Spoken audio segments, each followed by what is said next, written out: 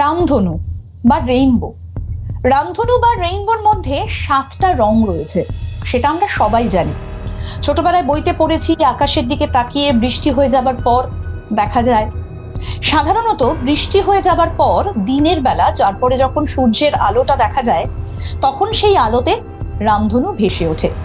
এই আমরা সবাই জানি, এবং ছোটবেলায় এই রামধনু কিন্তু আমাদের কাছে একটা অপার বিস্ময় সৃষ্টি করত।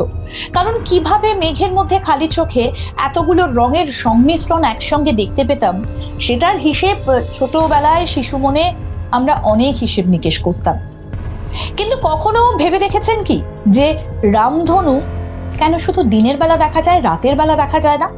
কারণ রাত্রিবেলা সূর্যের আলো থাকে না। কিন্তু এই পৃথিবীতে এমন অনেক জায়গা রয়েছে, বা এমন একটা নির্দিষ্ট জায়গা রয়েছে, যে জায়গাটার কথা এবার আপনাদের বলবো, সেখানে দেখা যায় রাত্রিবেলা রামধনু। কি ভাবছেন তো, এ আবার কি আজব কথা যে রাত্রিবেলা রামধনু দেখা যায়? সত্যি, রাতের বেলা কিন্তু এখানে রামধনু দেখা যায়। আর এই জায়গায় রাতের বেলা রামধনু দেখতে, মানে চাঁদের আলোয় রামধনু দেখতে দূর দূরান্ত থেকে প্রচুর মানুষ ছুটে আসেন। তো কোথায় রাতের বেলা রামধনু দেখা যায় নিশ্চয়ই আপনাদের জানতে ইচ্ছে করছে। তার জন্য এই পুরো ভিডিওটা আপনাদের দেখতে হবে। ভালো লাগলে লাইক করুন, শেয়ার করুন, কমেন্ট করুন, আর অবশ্যই আজ তাক বাংলার ইউটিউব চ্যানেল সাবস্ক্রাইব করুন। এই যে রাতের বেলা রামধনু, সেটা তো আপনাদেরকে বলবোই, কিন্তু আরো একটা বিশেষ বিষয় আপনাদের সঙ্গে শেয়ার করেছিলাম, যে এই পৃথিবীতে এমন একটা আজব জায়গা রয়েছে যেখানকার বাসিন্দারা কেবলই নাকি ঘুমিয়ে পড়ে, যখন তখন নাকি ঘুম পায়। আপনার যদি ঘুমোতে ইচ্ছে হয়, ধরুন অনেকদিন ঘুম হচ্ছে না, আপনি এখানে চলে আসতেই পারেন, কারণ এখানকার বাসিন্দারা দুদিন ঘুমিয়ে তারপরে তাদের ঘুম ভাঙে। তো কোথায় রয়েছে সেই জায়গা যদি জানতে চান, তাহলে অবশ্যই এই যে আই বাটনটা রয়েছে, এই আই বাটনটা একবার প্রেস করুন আর জেনে নিন কোথায় গেলে এত ঘুম পায়। আর নিচের ডেসক্রিপশনেও সেই লিঙ্কটা পেয়ে যাবেন। চলুন এবার আপনাকে নিয়ে যাই কোথায় গেলে রাতে রামধনু দেখতে পাওয়া যাবে, সেই সন্ধানটা আপনাদেরকে দিই। তার আগে আপনাদেরকে বলি যে রামধনু জিনিসটা কি। যখন প্রবল বৃষ্টি হয়, আকাশে প্রচুর মেঘ থাকে, প্রবল বৃষ্টি হয়ে যাবার পর যখন আকাশটা পরিষ্কার হয়ে যায়, তখন এই যে পুঞ্জীভূত যে জলকণাগুলো, সেগুলো উড়ে বেড়ায়। ঠিক সূর্যের তাপে সেই জলকণাগুলো বাষ্পে পরিণত হয়ে সূর্যের আলোর সামনে সেগুলো নানা রকম রং দেখতে পাওয়া যায়। আর ঠিক ধনুকের আকারে আকাশের এক প্রান্ত থেকে আরেক প্রান্তে ফুটে ওঠে একটা ছবি। আমরা সেটাকে রামধনু বলে থাকি বা রেইনবো বলে থাকি, কারণ সেটার আকৃতিটা অনেকটা ধনুকের মতো। তবে এই মুহূর্তে যে জায়গাটার কথা বলছি, সেটা হচ্ছে ভিক্টোরিয়া জলপ্রপাত। অনেকে নিশ্চয়ই বুঝতে পারছেন ভিক্টোরিয়া জলপ্রপাতটা কোথায় রয়েছে। এই ভিক্টোরিয়া জলপ্রপাতটা হচ্ছে জাম্বিয়ায়। আফ্রিকার জাম্বিয়ায় যদি আপনি যান, তাহলে আপনি দেখতে পাবেন এই ভিক্টোরিয়া জলপ্রপাত। ভিক্টোরিয়া জলপ্রপাত কিন্তু যারা ভ্রমণ পিপাসু তাদের কাছে একটা অত্যন্ত পছন্দের জায়গা, এই ভিক্টোরিয়া জলপ্রপাত।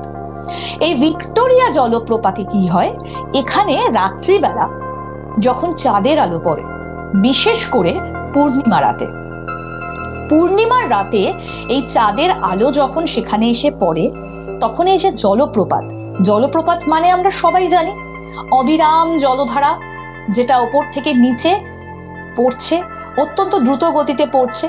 এই যে জল ওপর থেকে নিচে পড়ছে, তার মধ্যে কিছু জলকণা সেগুলো বাষ্পের আকারে ছড়িয়ে পড়ে। মানে এই জলকণাগুলো হাওয়ার সঙ্গে মিশে চারদিকে ছড়িয়ে পড়ে।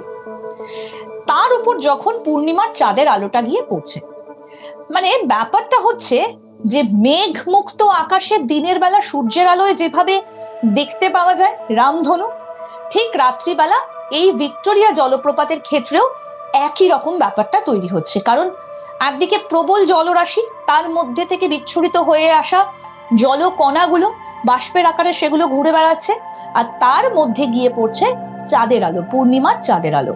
আর যার ফলে জলপ্রপাতের ওপরে একটা অংশে, এই রাতের আকাশে যেখানে আলোকিত হয়ে যাচ্ছে আকাশটা চাঁদের আলোতে, সেইখানেও ধনুকের আকারে বিভিন্ন রঙের, অর্থাৎ সেই যে 7 রঙের সমাহার আপনার চোখের সামনে ভেসে উঠবে। আর এটাই হচ্ছে রাতের রামধনু। কি অবাক লাগছে না কথাটা শুনে? কিন্তু সত্যি এই রাতের রামধনুকে চাক্ষুষ করতে প্রচুর মানুষ ছুটে যান এই ভিক্টোরিয়া জলপ্রপাতে, যেটা রয়েছে জাম্বিয়াতে। এই জাম্বিয়ার ভিক্টোরিয়া জলপ্রপাত কিন্তু অবশ্যই দর্শকদের কাছে একটা আকর্ষণীয় বিষয়। আফ্রিকার জাম্বিয়াতে প্রচুর মানুষ ছুটে যান এই ভিক্টোরিয়া জলপ্রপাতে রাতের রামধনু দেখতে।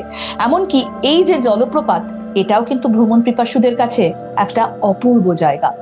শিশু মনে এই যে রামধনু সম্পর্কে নানা রকম গল্প কথা জেগে ওঠা, কিংবা বইয়ের পাতায় আটকে থাকা রামধনু শুধু নয়, আপনার চোখের সামনে যখন রামধনু দেখতে পাবেন তখন কিন্তু সত্যি এর একটা নৈসর্গিক সৌন্দর্য আপনি উপভোগ করতে পারবেন। এটা হচ্ছে সেই জলপ্রপাত, ভিক্টোরিয়া জলপ্রপাত। জলপ্রপাত অথবা রামধনু যাই বলি না কেন, এগুলো কিন্তু এক একটা প্রাকৃতিক সৌন্দর্য। আর জলপ্রপাত তো নিজের নিয়ম চলে, নিজের নিয়মে ব্রিজের রঙে সে আমাদের চোখের সামনে ধরা দেয়। আর তাই তো এত পর্যটকের ভিড় হয় এই ভিক্টোরিয়া জলপ্রপাতের সামনে। এই জলপ্রপাতকে চাঁদের আলোয় যদি দেখতে চান তাহলে তো অবশ্যই একবার চেষ্টা করতে পারেন। তবে বিভিন্ন জায়গায় এই জলপ্রপাতের উল্লেখ রয়েছে, এর সৌন্দর্যেরও উল্লেখ রয়েছে। বৃষ্টি হয়ে যাবার পর আপনারা যখন বিভিন্ন সময় বাইরে বেরোবেন বা ছাদে যাবেন, তখন যেভাবে দেখতে পাবেন যে আকাশের এক প্রান্ত থেকে আরেক প্রান্তে এরকম ধনুকের আকারে রামধনু দেখা যাচ্ছে, ঠিক সেই রকম ভাবেই কিন্তু এই ভিক্টোরিয়া জলপ্রপাতেও আকাশের এক জায়গা থেকে আরেক জায়গায় এই ধরনের একটা রামধনু ফুটে ওঠে। আর এটা কিন্তু পূর্ণিমার রাতের আলোয় দেখা যায়। তবে বেশিক্ষণ এটা স্থায়িত্ব হয় না, কারণ যেহেতু এটা রাত্রিবেলা দেখা যায় এবং চাঁদের আলো সবসময় কিন্তু থাকে না, একই রকম ভাবে পড়তে দেখা যায় না, যে কারণে কিন্তু এটা সব সময় যে দেখা যাবে ব্যাপারটা এরকম নয়। কিছুটা সময় আপনি চাক্ষুষ করতেই পারেন, আর তার জন্য আপনি যেতেই পারেন জাম্বিয়াতে। শিশু মনে এই রামধনু নিয়ে নানা রকম গল্প রয়েছে, কমিক্স রয়েছে, ছড়া রয়েছে, এরকম আরো অনেক কিছু প্রচলিত রয়েছে। রামধনুর কটা রং? 7টা রং। খুব সংক্ষেপে বললে সেগুলোকে বেনিয়া সহকলা বলা হয়। এই যে 7 রঙের সমাহার, বেগুনি থেকে শুরু করে আরো অনেকগুলো রং থাকে, নীল, তারপরে লাল, এরকম অনেকগুলো রং থাকে। সেইগুলোর মিশেলে যেভাবে 7 রঙের একটা রামধনু দেখা যায়, সেই রকমই এরকম কিন্তু রাতের আকাশেও আপনি দেখতে পাবেন। তো কেমন লাগলো বলুন? যদি ভালো লেগে থাকে তাহলে অবশ্যই লাইক করুন, শেয়ার করুন, কমেন্ট করুন। আজ তাক বাংলার ইউটিউব চ্যানেল সাবস্ক্রাইব করুন। নোটিফিকেশন পেতে অবশ্যই বেল বাটন অপশনটা প্রেস করুন। আর কি কি দেখতে চান বা জানতে চান সেগুলো কমেন্ট সেকশনে জানাতে পারেন।